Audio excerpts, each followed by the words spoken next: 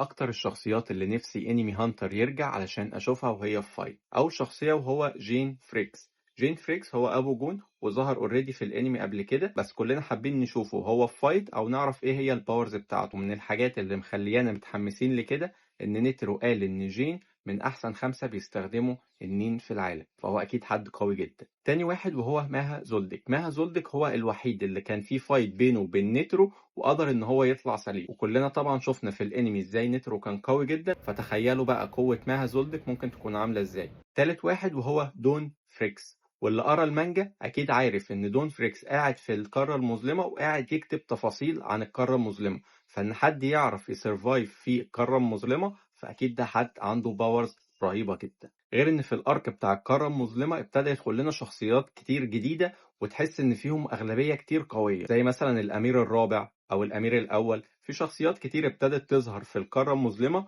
وفعليا الشخصيات دي هتطلع قوية جدا. واحدة من الحاجات اللي انا نفسي تحصل بصراحة ان الانمي يرجع يكمل تاني. قولوا لي انتوا ايه رأيكم في الكومنتات، ومين الشخصيات اللي انت متحمس تشوفها في انمي هانتر.